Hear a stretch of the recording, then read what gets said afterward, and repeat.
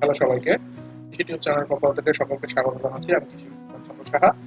আমরা আজকের যে ভিডিওটি নিয়ে এসেছি এটি মূলত এইচএসসি লেভেলের শিক্ষার্থীদের জন্য, অর্থাৎ এইচএসসি লেভেলের একাদশ শ্রেণী যারা রয়েছে তাদের তৃতীয় অধ্যায়ের একটি পরিচিতি আজকে আমরা আলোচনা করব।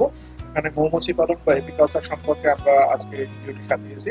তো শিক্ষার্থী বন্ধুরা যারা আমাদের একাদশ শ্রেণীর ছাত্র রয়েছে বা শিক্ষার্থী রয়েছেন তারা এই ভিডিওটি দেখতে পারেন, এবং ভিডিওটি আমরা খুব সুন্দর করে একটি পাওয়ার পয়েন্ট স্লাইডের মাধ্যমে সাজিয়েছি। এই স্লাইডটি খুবই মনোমুগ্ধকর হবে। আশা করি আপনাদের ক্লাসগুলো ভালো লাগবে এবং ক্লাসটি সম্পূর্ণ সাথে থাকবে এই প্রত্যাশা করে আজকে ক্লাসে প্রবেশ করি। চলেন আমরা ক্লাসটি দেখে নিই। শুরুতেই আমরা ছবিতে দেখতে পাচ্ছি যে মৌমাছি। তো মৌমাছির সম্পর্কে আমরা আজকে জানবো।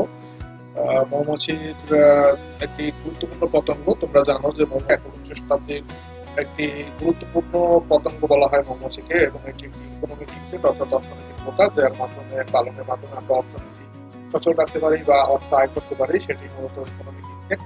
তো সেই অধ্যায়টি নিয়ে আমরা আলোচনা করব। তো চলো আমরা মূল পাঠে প্রবেশ করি। তো আজকের যে পাঠ সেটি হলো মৌমাছি পালন ও মধু উৎপাদন।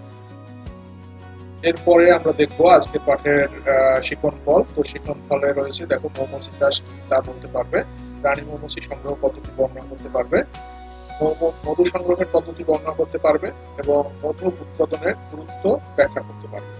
তো এই শিখন ফলগুলো আমরা আজকে অর্জন করার চেষ্টা করবো। আশা করি তোমরা এই শিখন ফলগুলো অর্জন করার জন্য ক্লাসটি সাথে থাকবে।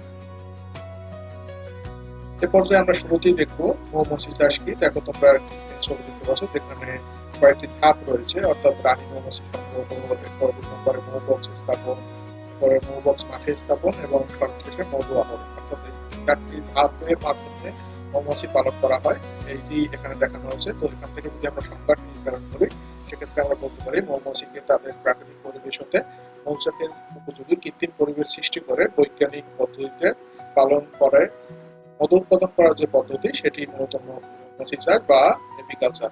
অর্থাৎ মৌমাছিকে প্রাকৃতিক পরিবেশ থেকে কৃত্রিম পরিবেশে পালনের মাধ্যমে যদি উৎপাদন করা হয় তাকে আমরা মৌমাছি চাষ বা এপিকালচার বলতে পারি।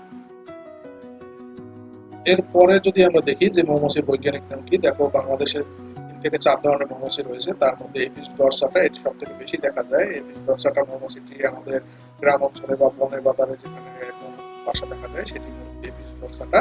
এছাড়াও এপিস মেন্টিফেরা রয়েছে, এপিস কর্ভিয়া রয়েছে।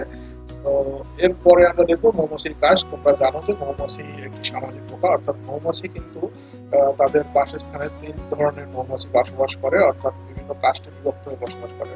যেমন প্রথমে রয়েছে ড্রোন, এরপরে কুইন, এবং সবশেষে রয়েছে ওয়ার্কার। তো এই মৌমাছির কাস্টকে আমরা 3টি ভাগে ভাগ করি, যেমন রানী মৌমাছি, পুরুষ মৌমাছি এবং শ্রমিক বা সৈনিক মৌমাছি।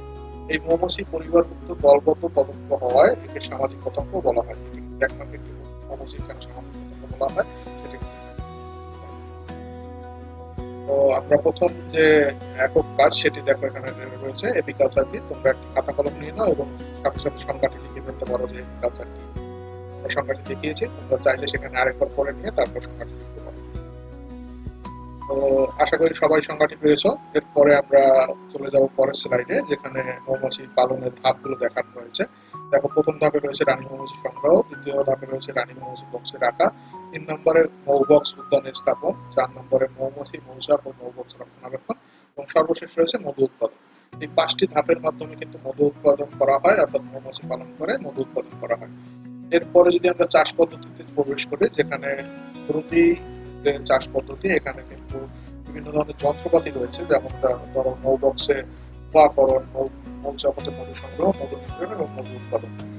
তো এই ধাপগুলোর মাধ্যমে কিন্তু আমরা যে ধাপগুলো দেখাইলাম সেই ধাপগুলোর মাধ্যমে কিন্তু মৌমাছি পালন করা হয়ে থাকে। অর্থাৎ শুরুতে যদি রানী মৌমাছি সংগ্রহের দিকে যাও, রানী মৌমাছি আসলে 3 ভাবে সংগ্রহ করা যায়। প্রথমটি হলো প্রাকৃতিক কলোনি থেকে রানী মৌমাছি সংগ্রহ করা যায়, এছাড়া হ্যান্ড নেটের মাধ্যমে রানী মৌমাছি সংগ্রহ করা যায়, এছাড়া বাজারে বিক্রি করা যায়। এই যে বিক্রি করে কুইন কেস সহ রানী মৌমাছি সেখান থেকে সংগ্রহ করা যায়।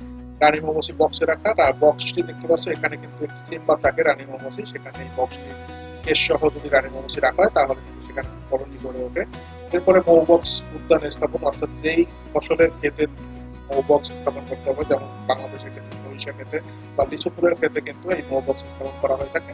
এখানে এই মৌবক্স স্থাপন করতে হবে, এবং মৌবক্সটি মূলত উত্তর পূর্ব মুখ করে রাখতে হবে, অর্থাৎ উত্তর পূর্ব দিকে কিন্তু এটি স্থাপন করতে হবে যাতে বাতাস না লাগতে পারে, ঠান্ডা বাতাস না লাগে বা ঝড়-বৃষ্টিতে ক্ষতি না হয়, কোনোভাবে স্থাপন করতে হবে। এরপরে মৌচাক, মৌমাছি, মৌবক্স রক্ষণাবেক্ষণ অর্থাৎ নিয়মিত পরিদর্শন করতে হবে যাতে এই মৌচাকে কোনো পোকামাকড় আক্রমণ করেছে কিনা বা কোনো রোগ আক্রান্ত মৌমাছি রয়েছে কিনা এটি করতে হবে। সর্বশেষ রয়েছে মধু উৎপাদন, অর্থাৎ এরপরে এই ধাপগুলো পরিবর্তন করার পরে একটা পর্যায়ে 6 থেকে 8 মাস পরে কিন্তু আমরা এখান থেকে মধু উৎপাদন করি। তো এই মৌমাছির জন্য কিছু যন্ত্রপাতি বা কিছু আরো কিছু কাজ করতে হয়, যেমন তোমার এই যে মৌমাছি যখন মধু আহরণ করতে হবে তখন কিন্তু মূলত মৌবক্সের ধোঁয়াকরণ যন্ত্রটা প্রয়োজন হয়। এই ধোঁয়াকরণ যন্ত্রের মাধ্যমে মৌমাছি সৈনিক বা সরিয়ে তারপরে কিন্তু মধুর যে চেম্বার রয়েছে সেখান থেকে মৌবক্স থেকে ফ্রেম বের করে তারপরে মধু সংগ্রহ করতে হয়। এই যে দেখতে পাচ্ছি ছবিটি, এখানে থেকে মধু সংগ্রহের ফ্রেম, সেই মধু সংবলিত ফ্রেমটিকে করা হচ্ছে। এবং এখানে একটি ছবি রয়েছে যেখানে মধু নিংড়ানোর যন্ত্র রয়েছে, এটি হ্যান্ডেল থাকে পাশে, এটি দিয়ে যদি হ্যান্ডেল ঘুরানো হয় তাহলে ড্রাম আকৃতির যে যন্ত্রটি রয়েছে তার মধ্যে ফ্রেমগুলো সহ ঘুরতে থাকে, ফলে ফ্রেমের যে মধু থাকে সেই মধুটি বের হয়ে আসে, কিন্তু ফ্রেমের যে মৌচাক থাকে অর্থাৎ মোম দিয়ে তৈরি কিন্তু যে মৌচাক সেটি কিন্তু থেকে যায়, ফলে মধুটি সংগ্রহ করা যায় এবং মৌচাকের কোনো ক্ষতি হয় না। ফলে এই ফ্রেমই আবার পরবর্তীতে মধু উৎপাদনের জন্য ব্যবহার করা হয় এবং সর্বশেষ তোমরা দেখতে পাচ্ছ মধু উৎপাদন। তো এখান থেকে আমরা দেখতে পারলাম যে মৌমাছি পালনের আজকে অধ্যায়টি আমরা দেখলাম। এটি ডিটেলস আমরা আবার আরেকটি ক্লাসে আলোচনা করবো। আজকে শুরুর ক্লাস, তো শুরুতে কয়েকটি নৈবেদিক রয়েছে, তোমরা কমেন্টে এই নৈবেদিক গুলোর উত্তর জানাও এবং উত্তরে যদি তোমরা সফল উত্তর পারো তাহলে কমেন্টে জানাও, এবং কমেন্টে জানালে আমরা তোমাদের সাথে যোগাযোগ করার চেষ্টা করব এবং পুরস্কৃত করার চেষ্টা করবো।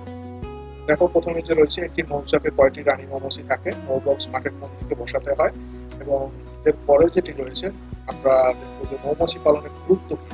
দেখো, মৌমাছি পালনের গুরুত্ব রয়েছে ফুলের পরাগায়নে গুরুত্বপূর্ণ ভূমিকা রাখে এবং ফসলের ফলন বৃদ্ধিতে সহায়তা করে। তোমরা জেনে থাকবে যে মৌমাছি কিন্তু প্রায় 60 থেকে 70% ফুলের পরাগায়ন মৌমাছির মাধ্যমে হয়ে থাকে। মানুষের কর্মক্ষমতা বৃদ্ধি করে, তোমরা ছবিতে দেখতে পাচ্ছ, মানুষের কর্মক্ষমতা বৃদ্ধি করে, রক্তচাপ নিয়ন্ত্রণ করে এবং মেটাবলিজমে সাহায্য করে। এরপর রয়েছে পৃথিবীতে এমন একটি পদার্থ মধু যার মধ্যে জীবন ধারণের সকল ধরনের প্রয়োজনীয় উপাদান বিদ্যমান, অর্থাৎ মানুষের রক্তের কাছাকাছি স্ট্রাকচারের একটি উপাদান হলো মধু। এবং মধু কিন্তু আসলে নষ্ট হয় না এবং দীর্ঘদিন ভালো থাকে। মধু রপ্তানি করে বৈদেশিক মুদ্রা অর্জন করা সম্ভব। তো শিক্ষার্থী বন্ধুরা, আমরা আমাদের ক্লাসের শেষ পর্যায়ে চলে এসেছি। তো এখানে তোমাদের দলগত একটি কাজ রয়েছে, যেমন রানী মৌমাছি সংগ্রহ পদ্ধতি লিখতে হবে এবং মৌবক্সে বর্ণনা লিখতে হবে, এটি তোমরা দলগতভাবে করতে পারো।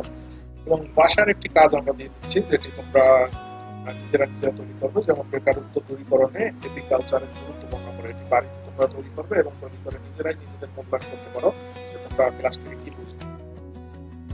তো বন্ধুরা, আমরা আমাদের ক্লাসের একদম শেষ পর্যায়ে চলে এসেছি। তোমরা সকলে ভালো থাকো, সুস্থ থাকো।